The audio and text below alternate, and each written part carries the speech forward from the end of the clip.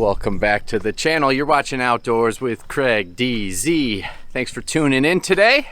Going to be doing a KX-040-4 quick walkthrough. Stay tuned.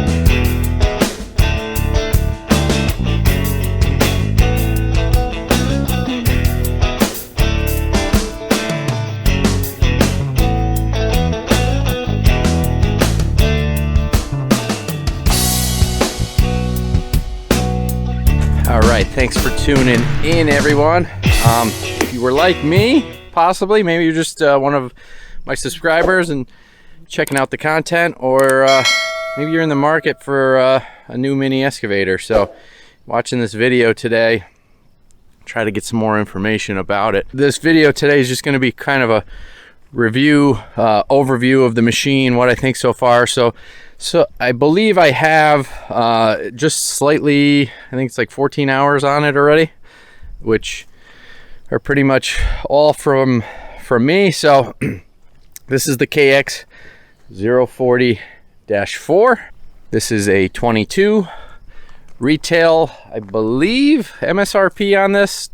Could be wrong. And again, this is June 2022. So depending on when you're watching this video, with inflation and COVID prices and everything else, it could be up, it could be down, no idea. But I think MSRP is $78,000 on this machine. So this specific model, the one that I have, has the 6-way blade, has a hydraulic thumb, and then obviously the enclosed cab with heat, AC, and then a couple other bells and whistles that I've added. It also has, you can kind of see hanging off the back here, the radio, which Town Line, which is who I bought it through near me, add it free of charge radio, you know, for what it was. But yeah, so far I'm pretty impressed with the machine itself. No issues. I've already gone through twice and greased all the grease points. So it comes with a standard 24-inch digging bucket, obviously, and it is the quick, the newer ones, I'm not sure, in the past has kind of the quick disconnect bucket. So you just pop that pin, pull the second pin here, and the bucket's free. There's no like multiple pins, and so any attachments in the future would just need that same style. Yeah, blade, I was doing some work out here, as you can see, kind of trying to level this out more. And actually today I'm gonna take, you can't probably pick it up on camera, I'm gonna take this hump out and try and level that out more. But yeah, overall so far, very happy with the machine. So KX40, I mean, obviously it's a 40 horse, just slightly over a 40 horse machine. Its little sister is basically the 33. All right, we'll open up, check out. This is the one rear engine bay compartment. So you got your oil filter directly there. You got a fuel filter right below that. I believe that's a hydraulic filter. Have to look. Already getting a little dusty, and I've even hosed this off once already. This is your coolant. The reservoir for the wipers is actually, you can see it right there. It's in the cab with you. But yeah, easy access for maintenance on most of this stuff. Everything is right here. The door locks for maintenance. Yeah.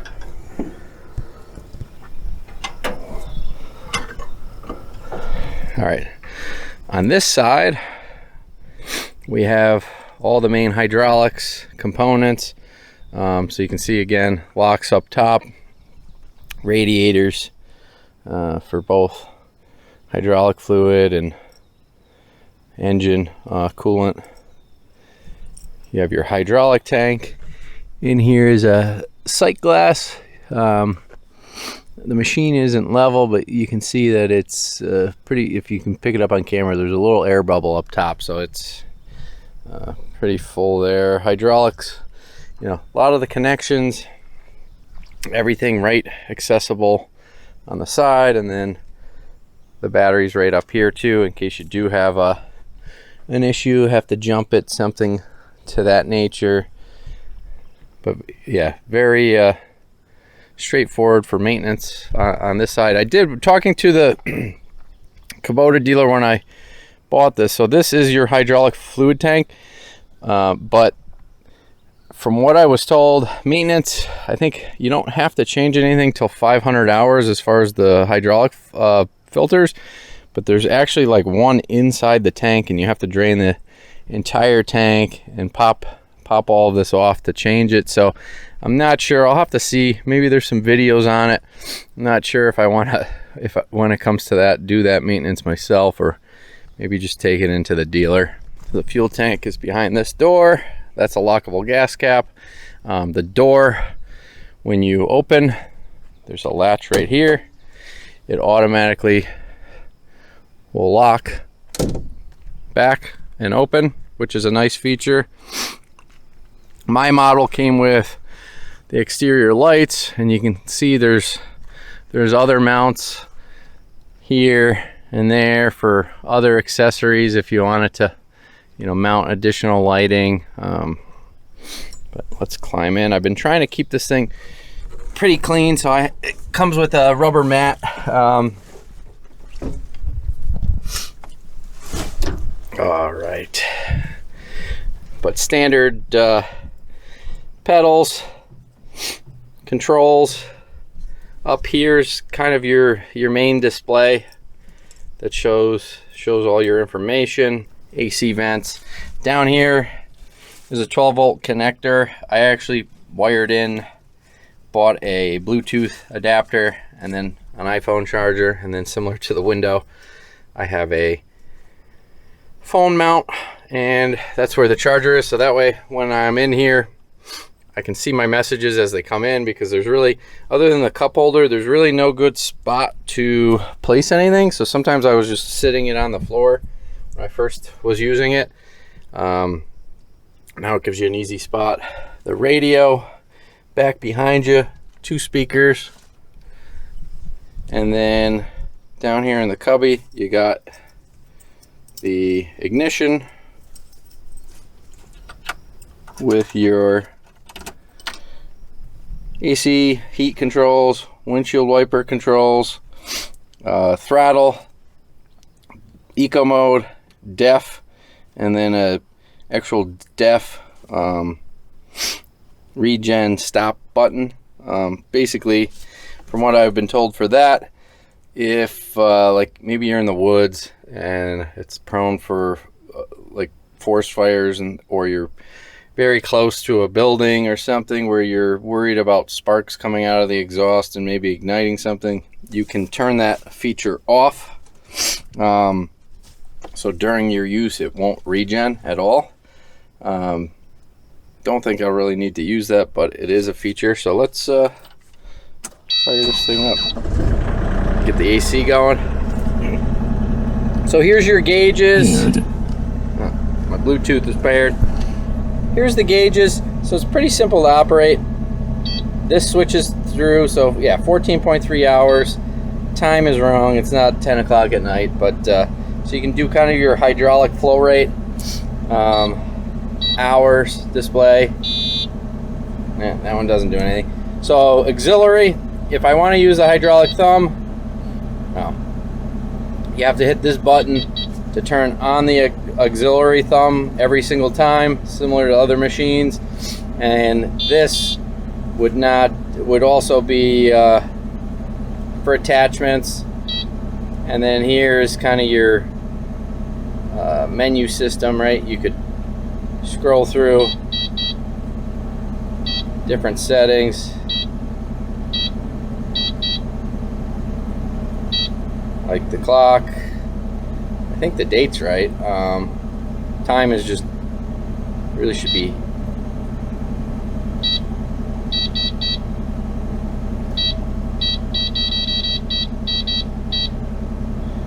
we go. All right, so that's right.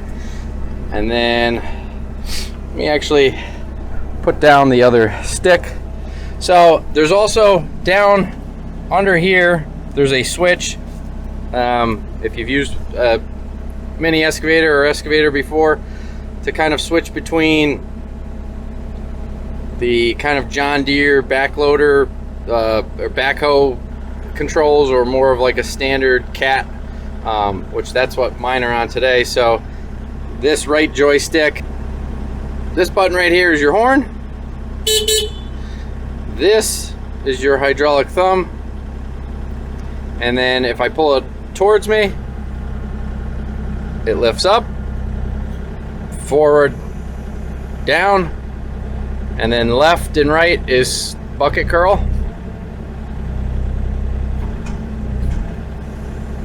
And then obviously the opposite control. This button would be if I added another tool, right? So if you had a hammer, mulching device, something like that, if I hit it, it's going to tell me there's no operating function because I don't have it turned on.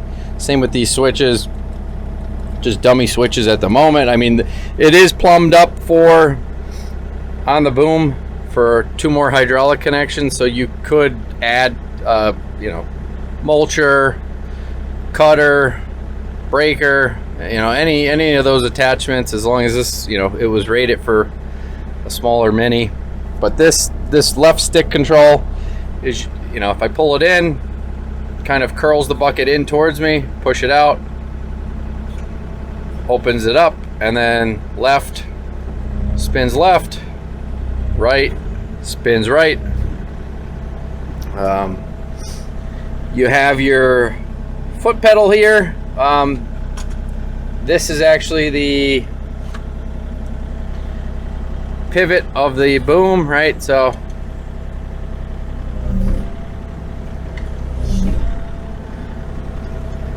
left and right. Oh, I got a little mud on there. Left and right controls if you want to pivot the stick. And then this control up here, the second control closest to the window. So up top, you got these 2 buttons. They tilt. Here, let me lift it up. They tilt the blade left to right. And then the control itself, you can spin this, and that changes your direction. And one nice thing you can see on the camera, they have those orange kind of lineup marks, so it helps you try and level out your blade without having to get out and eyeball it, or, you know, sit there and spend a lot of time to see if it's level or what direction. And then up, down, raises blade, lowers the blade. One feature which I couldn't really find in the manual, and nobody else really talked about it when I watched this, so it's handy. So up, down, right? So if you go all the way down and then kind of push through it, that's float. So right now this blade would be in float, so it should kind of adjust as it goes over the terrain, instead of, you know, digging straight in if you're, you know, going up a hill or down an incline, staying at a certain height and not really doing anything. So that's definitely a bonus. And really with this, with the 40, the big difference between the 33 and the 40, besides, you know, engine and horsepower, is the ability to have the 6-way blade, which if you're doing excavation, right, can be real handy. I mean, this thing is not a bulldozer, but it can do quite a bit and push a lot. I mean, you can see up ahead of me that pile, and, you know, I'm slowly grading this down, and it just gives you the ability to, you know, be able to adjust for grade, and, you know, besides just up and down and side to side, you can do kind of a lot more with it.